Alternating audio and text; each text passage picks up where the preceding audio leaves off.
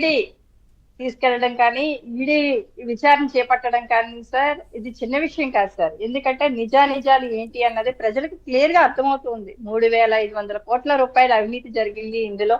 మద్యం మద్యంలో స్కామ్ జరిగిందని మొత్తం అనేక డిబేట్ లో మాట్లాడుకోవడం జరిగింది సార్. అంటే వేళ్ళన్నీ కూడా తాడేపల్లి ప్యాలెస్ లో జగన్మోహన్ రెడ్డి గారి వైపే చూపిస్తున్నాయి. అంటే 1,00,00,000 కోట్లు ధనాన్ని దోచేసినటువంటి జగన్మోహన్ రెడ్డి గారు జైలుకి 16 నెలలు జైలు శిక్ష అనుభవించి వచ్చిన తర్వాత మళ్ళీ ప్రజలు రాజ్యాధికారం ఇవ్వడం కానీ, ఈ అన్నిటిలోని కూడా జగన్మోహన్ రెడ్డి గారికి 3,500 కోట్లు స్కామ్ అంటే ఈజీగా అనిపించవచ్చు సార్. కానీ ఇవాళ ఈడీ బేడీ లేచి తీసుకెళ్లేటువంటి పరిస్థితి అయితే మాత్రం ఆసన్నమైందని క్లియర్ గా అర్థమవుతుంది.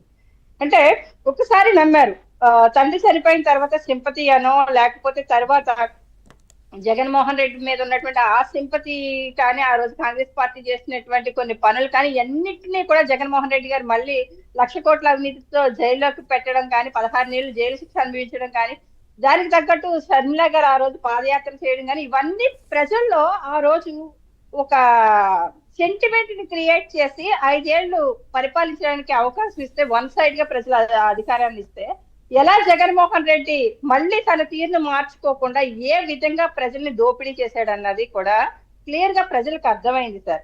అర్థమైంది కాబట్టే ఈ రోజు ఆ రోజు 1,00,00,000 కోట్లు దోసేశాడని చెప్పినప్పుడే ఇలాంటి వ్యక్తికి అధికారం ఇచ్చి ఉండకూడదని ఆ రోజు 5 సంవత్సరాలు కూడా ప్రజలు బాధపడినటువంటి పరిస్థితి గత ప్రభుత్వంలో. ఈ రోజు కూడా 3,500 కోట్ల రూపాయలు దోపిడీ చేసి ఇక్కడ ఉన్నటువంటి రాజకేశ్ రెడ్డి అనేటువంటి వ్యక్తిని జైల్లో విచారణ చేయడం కానీ, ఈడీ దీన్ని స్పీడ్ గా తీసుకెళ్లడం కానీ, అంటే ఇది ఒక చివరకు వచ్చినటువంటి అంశంగానే కనిపిస్తుంది తప్ప దీంట్లో పురోగతి ఎంతవరకు సాధిస్తారనేది కూడా క్లియర్ గా అర్థమవుతుంది సార్. ఆల్రెడీ కూడా ప్రజల్లోంచి వచ్చినటువంటి మద్దతు కావచ్చు, అక్కడ సిట్ కావచ్చు, ఈడీ కావచ్చు, ఈ రెండు కూడా కలిసి చేసినటువంటి విచారణలో అనేక విషయాలు బయటపడడం కానీ, మొత్తం తాడేపల్లి ప్యాలెస్ లో ఉన్నటువంటి ఈ జే గ్యాంగ్ ఏదైతే దోపిడీ చేశారో ఆ గ్యాంగ్ వైపు క్లియర్ గా గ్యాంగ్ అందరికీ కూడా సంఖ్యలు పడేటువంటి సూచనలు అయితే క్లియర్ గా కనిపిస్తుంది సార్. ప్రభుత్వం ఇక్కడ అధికారుల విచారణకు కానీ వీళ్ళు సహకరించకపోవడం చాలా మంది, అంటే మిథున్ రెడ్డి లాంటి వ్యక్తులు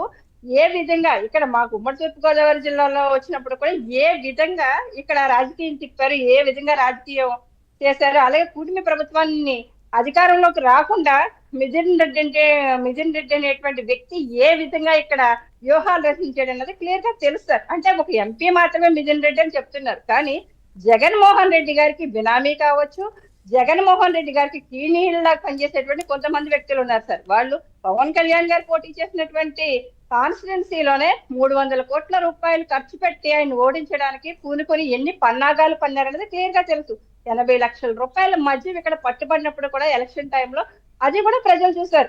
అన్నిటి వెనకాల కూడా ఇవాళ హైదరాబాద్ లో భారీ పెట్టుబడులు, రియల్ ఎస్టేట్ లో భారీ పెట్టుబడులు పెట్టడం, అలాగే బెంగళూరులో 10 కొద్ది ఎకరాలు కొనడం, ఇవన్నీ కూడా చూస్తారు. గోల్డ్ గురించి చూసుకోవచ్చు సార్. ఇవన్నీ చూసుకుంటే మొత్తం వీళ్ళు ఎంత దోపిడీ చేశారన్నది, అంటే ప్రజాధనం అనేది అక్కడ 1,000 కోట్లు చేశారా 100 కోట్లు చేశారా అన్నది కాదు సార్. 1,00,00,000 చేయడం కాదు, 100 రూపాయలైనా సరే ప్రజాధనాన్ని దోపిడీ చేస్తే వాళ్ళకి. అంటే మీరు ఇందాక అన్నట్టుగా 1,00,00,000 కోట్లు తిన్నటువంటి వ్యక్తి ఒక 3,000 కోట్లకు ఇంకా అంటే అంటారు కదా, 1,00,000 గొడ్లను తిన్న రాబందు ఒక గాలివానకు పడిపోయింది అన్నట్టుగా ఇక్కడ ఇరికిపోయారంటారా?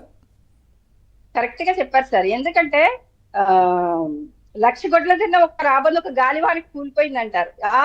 అలాంటి గాలివానే ఈ రోజు ప్రభుత్వం నుంచి వీస్తూ ఉంది, అధికారుల నుంచి వీస్తూ ఉంది, ఇవాళ ఈడీ నుంచి వీస్తూ ఉంది. ఈడీ బేడీ లేసి తీసుకెళ్లే రోజైతే మాత్రం ఆసన్నమైంది ఖచ్చితంగా. అంటే పూర్తి ఆధారాలతో మనం ఏ కేసు అంటే చూసుకోవచ్చు సార్. కూటమి ప్రభుత్వం జగన్మోహన్ రెడ్డి లాగా నైట్ హడావుడి చేసి ఆదివారం సండే కూడా బెయిల్ రాకుండా జైల్లో పెట్టినటువంటి పరిస్థితి కాదు. ఇవాళ క్లియర్ గా ప్రతిదీ కూడా ఎవిడెన్స్ తో ప్రజల ముందు పెడుతుంది కూటమి ప్రభుత్వం.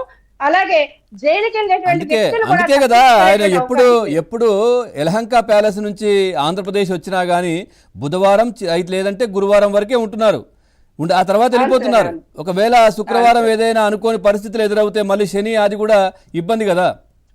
అవును సార్. అంటే ఆయన వ్యవహరించినటువంటి వ్యూహాన్ని కుటుంబ ప్రభుత్వం కూడా చేస్తేమో అంటే